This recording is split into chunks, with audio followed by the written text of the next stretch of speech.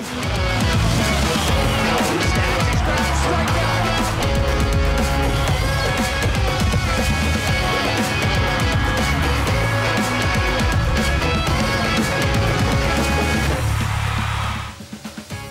Back everyone. जोर का जोर पे मीरब ज़ीशान की तरफ से आपको एक बार फिर बहुत बहुत खुश आमदीद। और बहुत ही ज़बरदस्त मैच इस वक्त जारी है पाकिस्तान और इंग्लैंड के दरमियान। अगर हम देखते हैं तो साजिद खान जो कि इंजर्ड होने के बावजूद उन्होंने शर्ट चेंज की, उन्होंने क्रीज़ नहीं छोड़ी और उन्होंने दोबारा से खेलना शुरू कर दिया। और ये इस बात का मुंह बोलता सबूत है कि हमारे प्लेयर्स किस हद तक लीथल हैं, जिनको हम मौका नहीं दे पाए आज तक।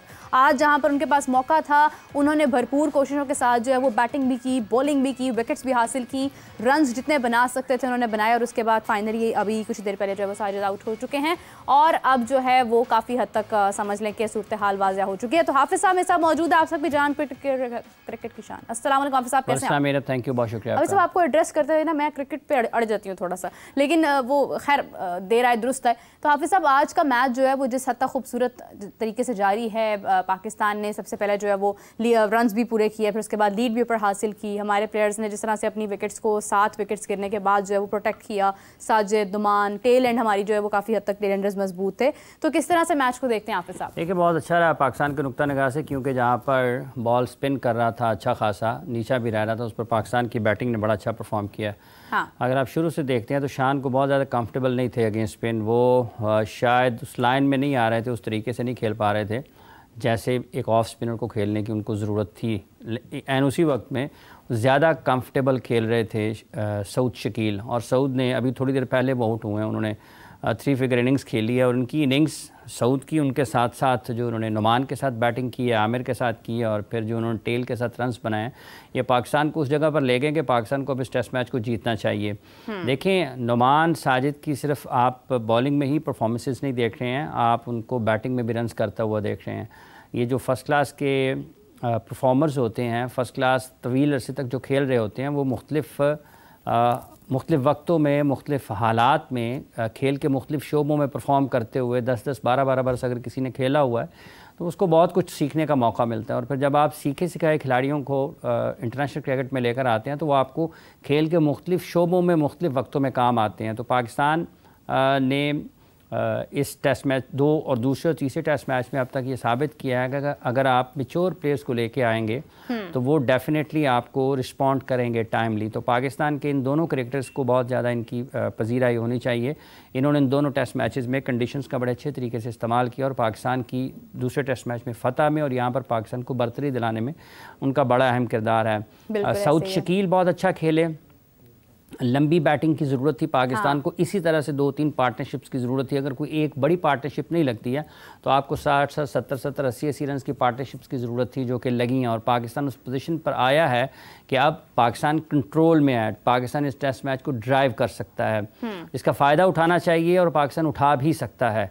जिस अंदाज से आज 95 ओवर्स तक हो गए थे ओवर्स, और सिर्फ मेरा ख्याल है 10 या 11 ओवर्स किए थे गैस एटकिंसन ने, तो ये भी एक चीज़ मौजूद है। पाकिस्तान की तरफ से भी ऐसा हुआ था, इंग्लिश कप्तान ने भी अपने फास्ट बॉलर को उतना मौका नहीं दिया है, दिया जाना चाहिए, क्योंकि जब लास्ट टाइम पाकिस्तान आया था इंग्लैंड तो पिच उस वक्त, ये तो फिर भी यहाँ पर स्पिनर्स को मदद मिल रही है, वो बैटिंग ट्रैक थे, ट्रू पिचेस थी, वहाँ पर इंग्लैंड के फास्ट बॉलर्स ने विकटें हासिल की थी, ख़ुद बेन स्टोक्स ने विकटें हासिल की थी। तो अब देखना यह है कि पाकिस्तान इस बर्तरी का किस तरह से फ़ायदा उठाता है।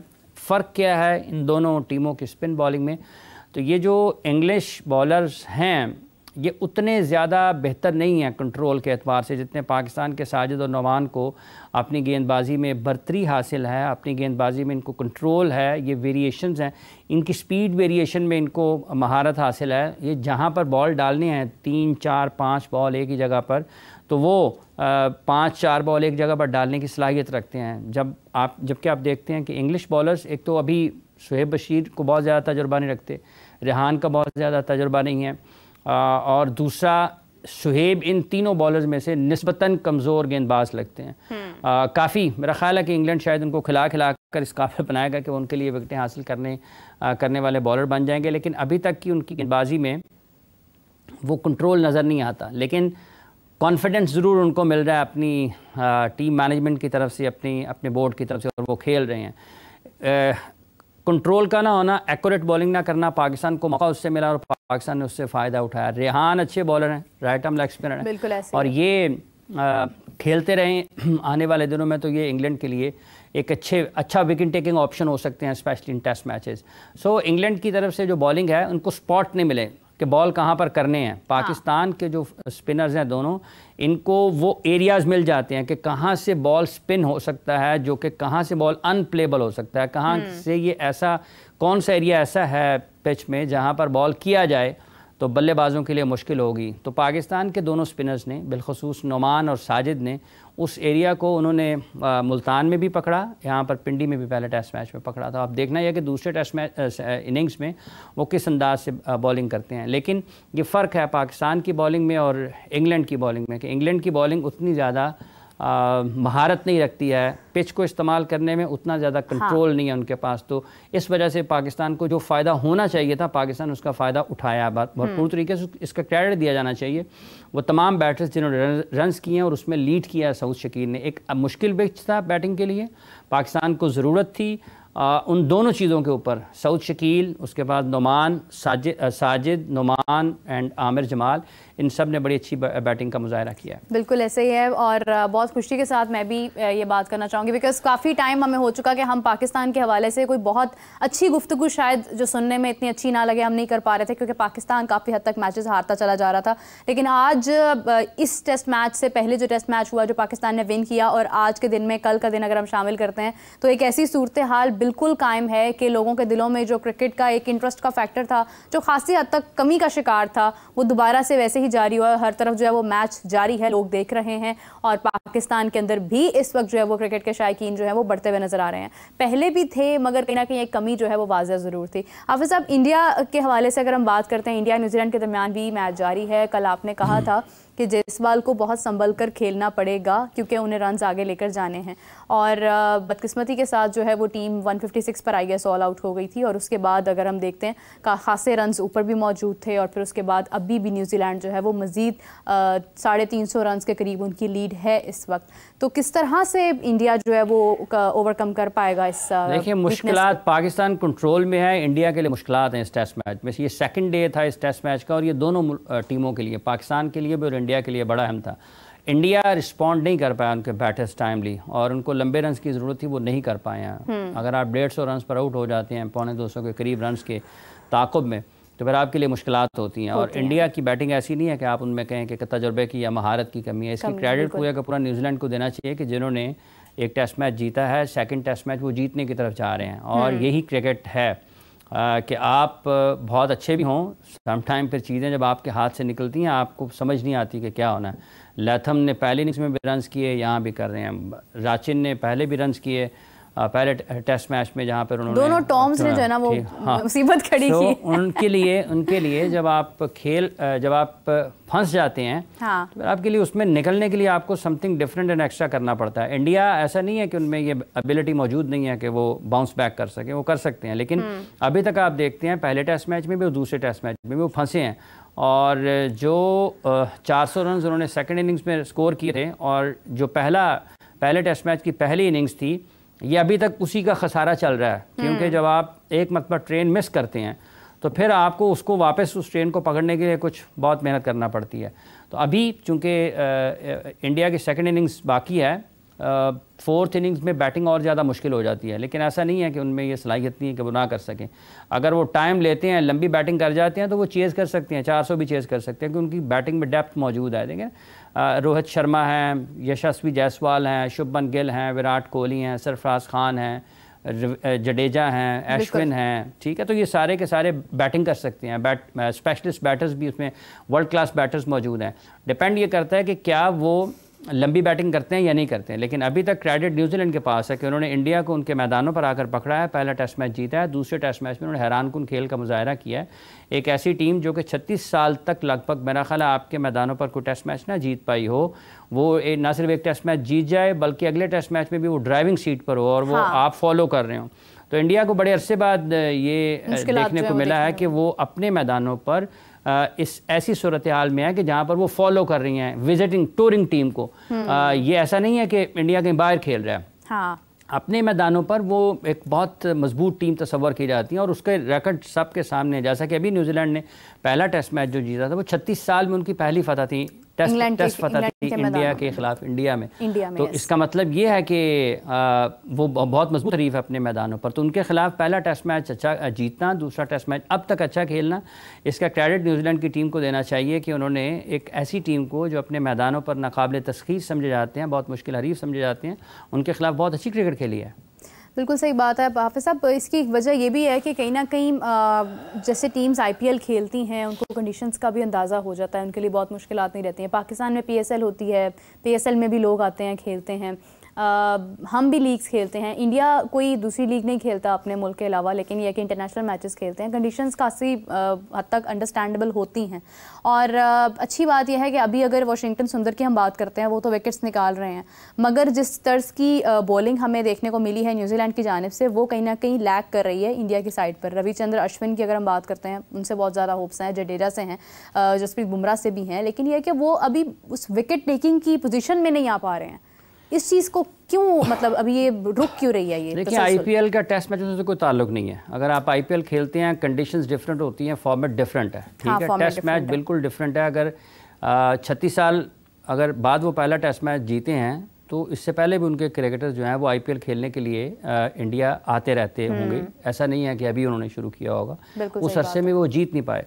जब आप T20 फॉर्मेट खेलते हैं या जब आप टेस्ट मैच क्रिकेट खेलते हैं तो दोनों में कंडीशंस बहुत मुख्तलिफ होती हैं, पिचेस मुख्तलिफ होती हैं, ठीक है, कोई फील्डिंग की जो पाबंदियां हैं वो मुख्तलिफ होती हैं, बॉल मुख्तलिफ लगता है, बहुत सारी चीज़ें मुख्तलिफ है। ये इसको हम ये नहीं कह सकते कि वो कंडीशंस पड़ी हुई हैं उन्होंने उनका IPL का फ़ायदा हुआ है। IPL के इससे मेरा नहीं ख्याल कि कोई होगा कोई ज़्यादा जोड़।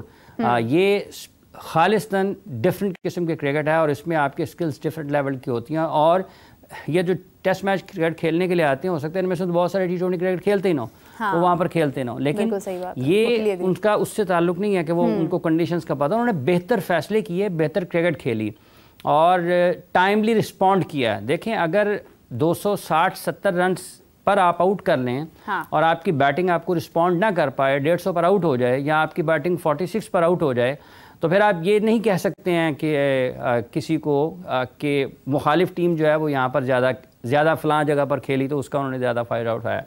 ये एक मुश्तरका तौर पर नाकामी है बैटिंग साइड की और बॉलिंग साइड की। इसमें टैक्टिकल चीज़ें भी होंगी, इसमें टेक्निकल चीज़ें भी होंगी और इसमें टाइमली रिस्पॉन्ड ना करना भी उसका भी एक फैक्टर अपनी जगह पर मौजूद होगा।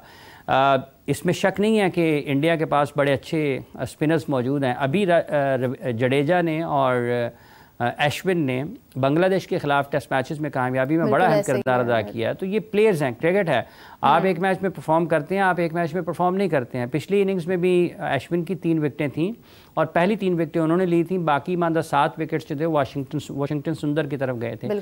अब इस मैच में भी जब आप देखते हैं तो सम टाइम आप परफॉर्म कर पाते हैं, सम टाइम आप नहीं कर पाते हैं, तो किसी दूसरे को उसकी जगह पर अपना हिस्सा और अपना किरदार अदा करना पड़ता है। टेस्ट मैच हारने का मतलब या टेस्ट सीरीज हारने का मतलब ये नहीं होगा कि इंडिया की टीम में वो जान नहीं है। ये क्रिकेट है, आप सम टाइम आपसे बेहतर खेल जाते हैं लोग, आपके मैदानों पर भी आपसे बेहतर खेल जाते हैं।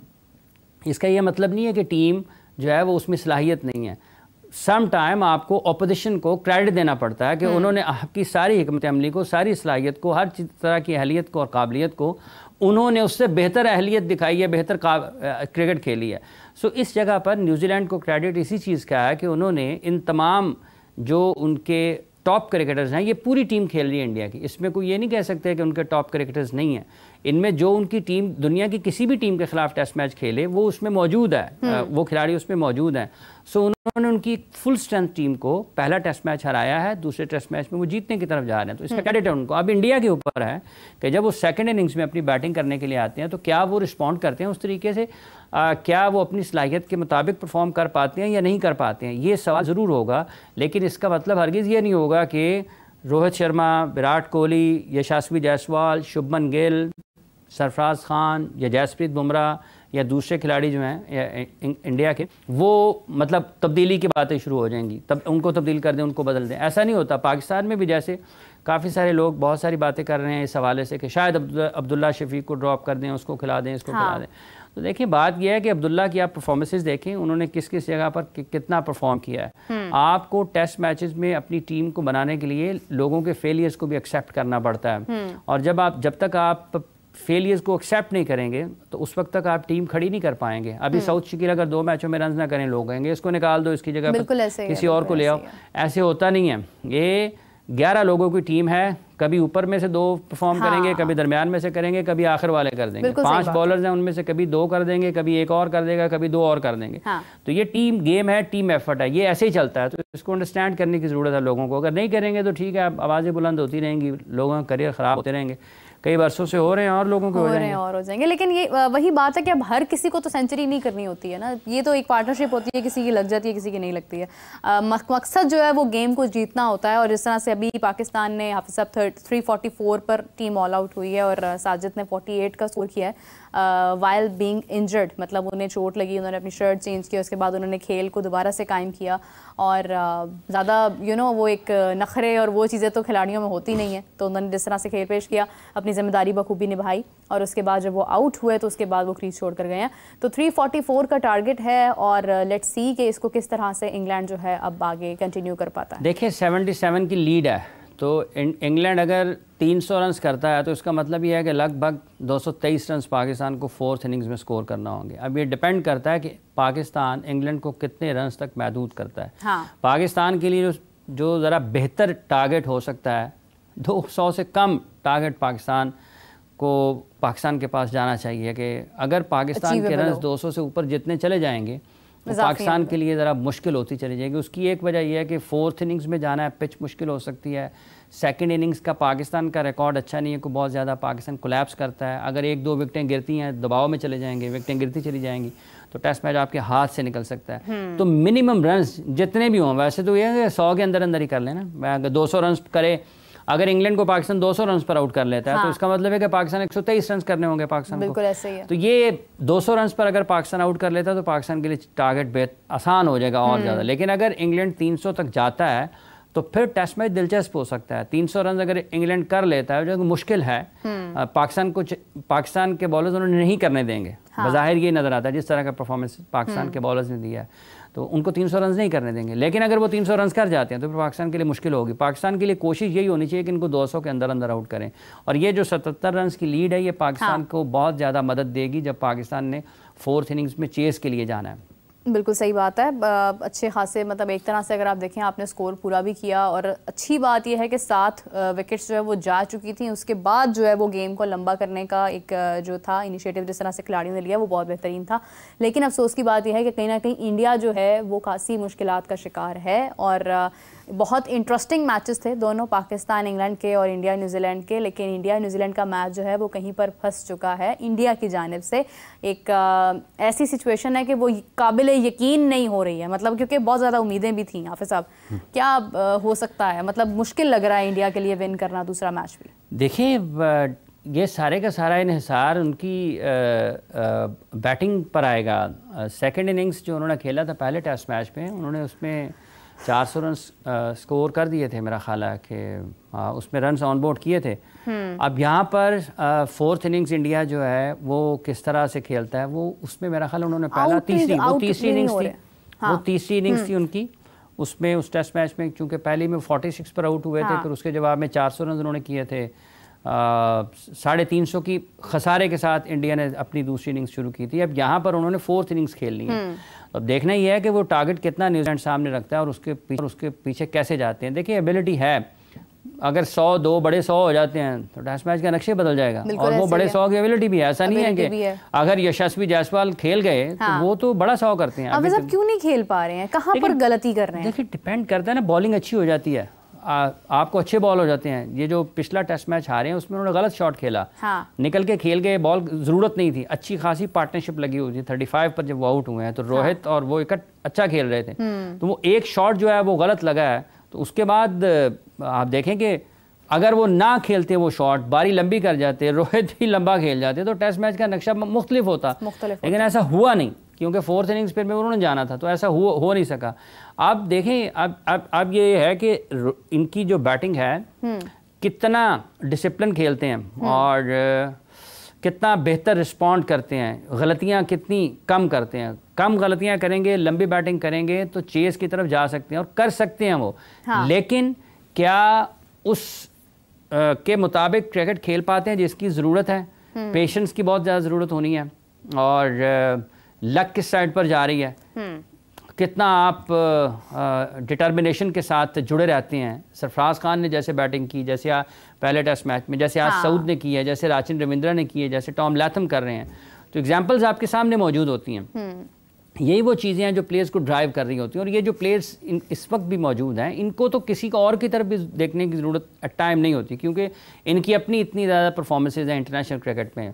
मतलब विराट कोहली की बड़ी परफॉर्मेंसेज हैं, रोहित शर्मा की बड़ी परफॉर्मेंसेज हैं, बिल्कुल ऐसे ही। इवन इनके लोअर ऑर्डर में अगर आप आ जाते हैं, वहाँ पर जडेजा और अश्विन की बड़ी परफॉर्मेंसेज हैं। तो इनको तो सिर्फ अपनी किसी एक इनिंग्स होया, मैंने वहाँ पर ऐसे खेला था, मैं यहाँ भी खेल सकता हूँ। हाँ। तो आपको कोई चीज़ ड्राइव कर जाती है किसी भी जगह पर आकर, और आप उसको रिपीट कर जाते हैं। तो अगर तो परफॉर्मेंसेज रिपीट कर जाते हैं तो फिर तो हैरान हो जाएंगे न्यूजीलैंड वाले। और अगर नहीं कर पाते हैं तो फिर ये एक धचका ज़रूर होगा कि इंडिया अपने मैदानों पर सीरीज़ हार रहा है। 36 साल बाद टेस्ट मैच हारे, और पता नहीं कितने वर्ष पहले न्यूजीलैंड ने सीरीज़ जीती होगी। अब तो आदाद शुमार अब तक लग रहे होंगे, शेयर हो रहे होंगे ट्वीट के, इतने साल हो गए हैं न्यूजीलैंड को सीरीज़ जीते हुए। सो कैपेबिलिटी तो है कि इतने कैपेबल तो हैं वो कि वो उसको कर सकते हैं, लेकिन ये मुश्किल है। इसमें मुश्किल बहुत है, क्योंकि ये आसान नहीं है कि वो आसानी से उसको हदफ को हासिल करेंगे, बहुत मुश्किल है। और जब आप फंसे होते हैं ना इतना लंबा, उसमें फिर तो 200-250 करना मुश्किल हो जाता है। तो 200-250 ना हो रहा हो तो 400 अगर आपको करना पड़ जाए तो वो और भी मुश्किल हो जाता है। मुश्किल है, लेकिन सलाहियत मौजूद है। अगर क्लिक कर जाती हैं चीज़ें, एक दो पार्टनरशिप जैसे पाकिस्तान की लगी है ना, पाकिस्तान के लिए भी एक वक्त में लग रहा था शायद पाकिस्तान 200-225 पर आउट हो जाएगा, लेकिन पाकिस्तान की पार्टनरशिप लग गई। सऊद की और आमिर जमाल की लग गई, सऊद की नुमान की लग गई, सऊद की साजिद के साथ लग गई। तो ये जो पार्टनरशिप्स हैं, ये टेस्ट मैच में, T20 क्रिकेट में या वनडे क्रिकेट खेल रहे हैं, आपको मैच में वापस लेकर आती हैं। और अगर पाकिस्तान इनकी तरफ से पार्टनरशिप लग जाती हैं तो मैच में दिलचस्पी पैदा हो जाएगी। हाफिज साहब, आपको नहीं लगता कि बांग्लादेश के मैच के बाद जो है ना, वो इंडिया थोड़ा सा तेज खेलने की कोशिश में भी है, वो भी चीज़ कहीं ना कहीं प्रॉब्लम पेश कर रही है? नहीं, बांग्लादेश के खिलाफ जो उन्होंने तेज खेला था वो उस टेस्ट मैच की रिक्वायरमेंट थी, वो उसकी ज़रूरत थी कि वक्त कम था और उन्होंने उसको प्लान किया था। हाँ। वो तो सारे के सारे एक ही स्ट्राइक रेट के साथ खेले ना, बिल्कुल ऐसे ही है। लगभग 8.5 रन फी ओवर के हिसाब से स्कोर किए। तो वो तो उस टेस्ट मैच की रिक्वायरमेंट थी, ठीक है, वो उसकी ज़रूरत के मुताबिक उन्होंने प्लान किया था, हमने इस टेस्ट मैच का नतीजा निकालना, और उसने वहाँ पर उन्होंने उस टेस्ट मैच का नतीजा निकाला और उससे पॉइंट्स हासिल किए। अब यहाँ पर हालात मुख्तलिफ हैं, बॉलिंग मुख्तलिफ है, दोनों नूजीलैंड का कल्चर, बांग्लादेश का कल्चर मुख्तलिफ है, उनकी फ़िज़िकल फिटनेस, मेंटल टफनेस, दोनों चीज़ें मुख्तलिफ हैं, स्किल्स का भी फ़र्क है। सो ये आपकी ये हो सकता है कि वो कर लें, लेकिन जब आप 150 में देखें ना, 46 पे आउट हो गए, उसके बाद भी रन्स किए, 46 पर आउट होने के बाद 350 के लगभग का खसारा था, उसको उतार के रन ऑन बोर्ड किए, जो कि एक मुश्किल काम था, क्योंकि बहुत सारी टीमें ऐसी भी होती हैं कि 350 रन की लीड को जब फॉलो कर रही होती हैं तो इनिंग्स डिफीट हो जाती है, लेकिन उससे वो निकले हैं। तो ये चीज़ जाहिर करती है कि उनमें एबिलिटी है, सलाहियत मौजूद है। तो क्या वो उसको इस्तेमाल करते हैं, बर वक्त करने में कामयाब होते हैं या नहीं होते हैं, ये देखना होगा। लेकिन मुश्किल ज़रूर है बहरहाल, लेकिन मुश्किल उस वक्त तक होती है जब तक वो की ना जाए। मुश्किलें इसीलिए होती हैं कि उनको आसान किया जाए।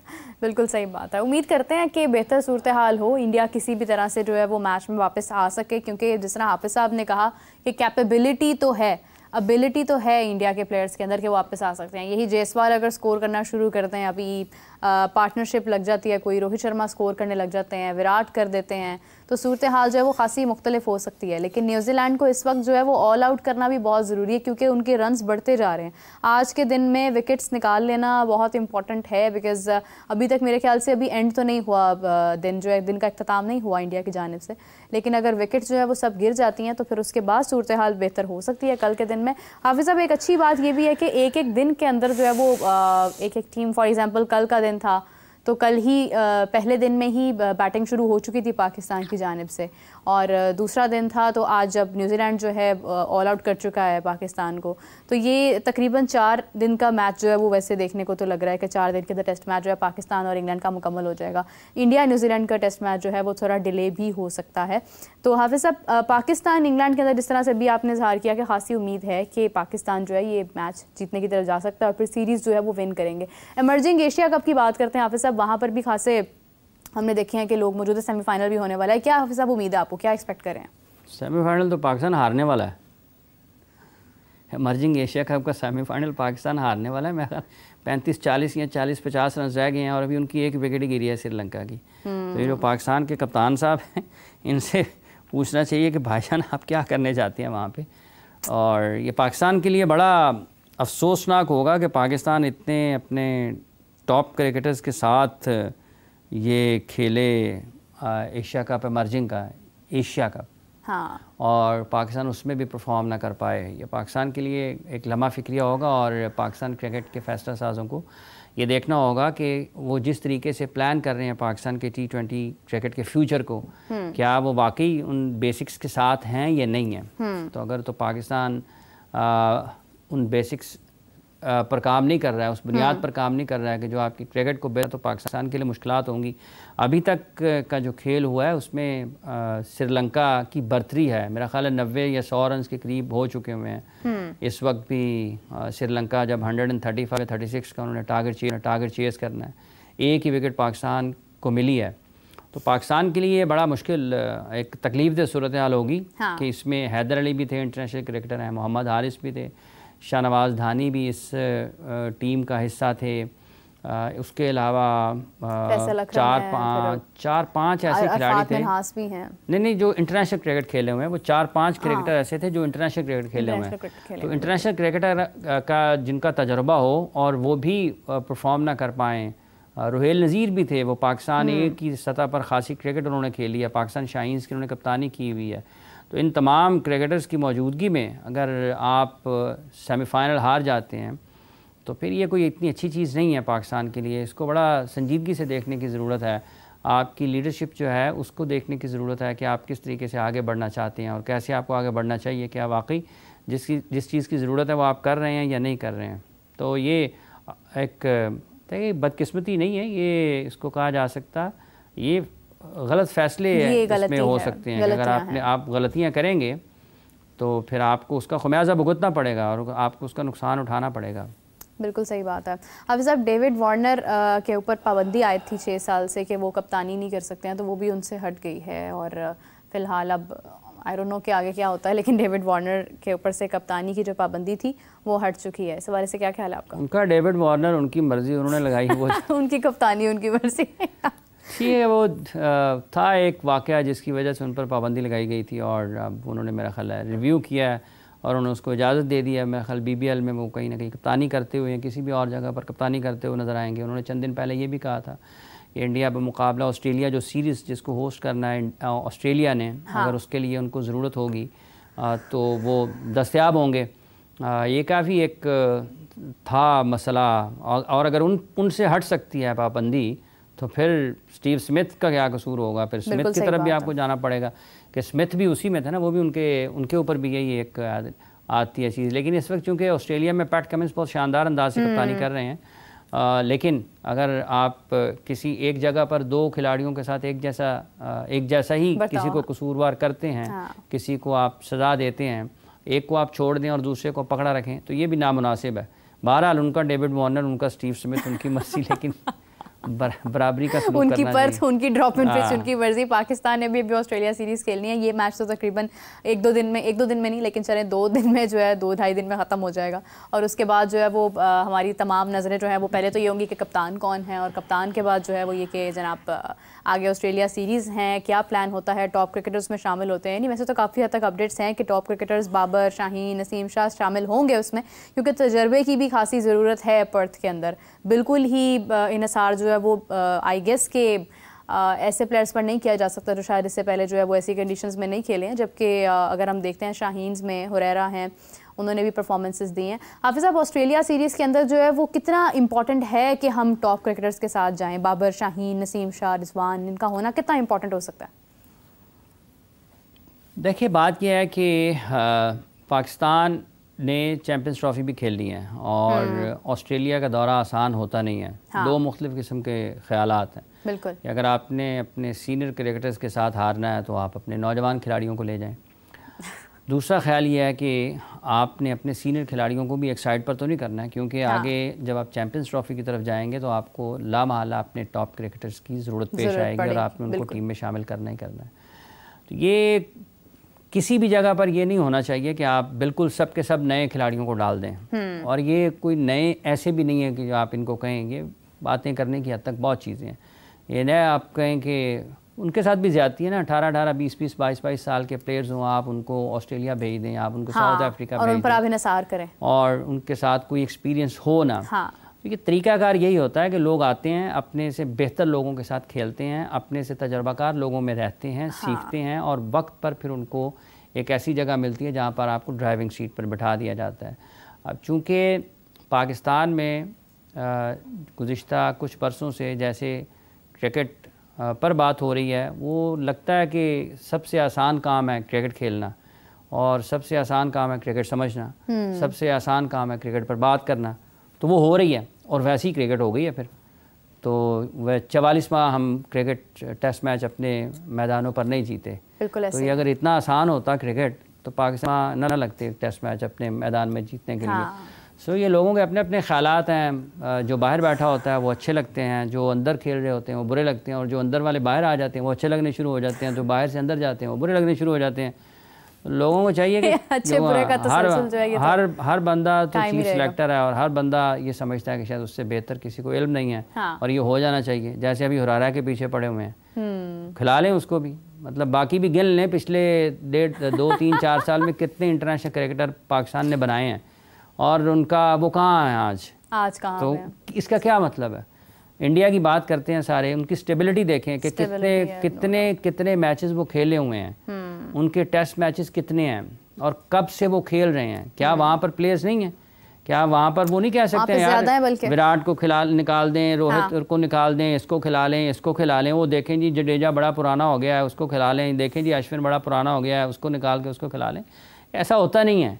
ये सिर्फ हमारे यहाँ विराट आज भी खेल रहे हैं, रोहित आज भी खेल रहे हैं, जडेजा, वहाँ पर कोई हुरारा नहीं है ना मेरा ख्याल। वहाँ पर कोई हुरारा नहीं है, वहाँ पर कोई हुरारा। सो ये क्रिकेट के बारे में लोगों को ये समझने की ज़रूरत है। अगर आपको नहीं पता तो आप थोड़ा खुद भी सीख लें, खामोश रह लें, देखें दुनिया कैसे तरक्की कर रही है। मतलब जो रूट ने इतने रन्स बनाए हैं, अगर आज खेले हैं तो बनाए हैं, खेले हैं ना, इतना वक्त उन्होंने क्रीज पे गुजारा है, इतना वक्त उन्होंने इंटरनेशनल क्रिकेट खेली है तो गुजारा है ना। लाजिम तो नहीं है कि हर मैच में उन्होंने स्कोर किया होगा। किसी भी कामयाब इंसान की ज़िंदगी को देखते हैं तो अगर वो 1000 मरतबा मैदान में उतरा ना तो वो 100 मरतबा मुश्किल कामयाब हुआ होगा, 900 उसकी नाकामियाँ होंगी। बिल्कुल सही बात। तो आपको फेलियर्स को साथ लेना पड़ता है। तो ये नहीं है कि नाकाम निकालो जी उसको, निकालो जी उसको निकालो। वैसे जो लोग हैं फैसले करने वाले हैं और वैसे उनके मशवरे देने वाले हैं और वैसे ही उनके बारे में एक मिसाल याद आ गई है पंजाबी की, शो के बाद आपको बताती हूँ। खैर हाफिज़ साहब बहुत शुक्रिया आपका, थैंक यू सो मच।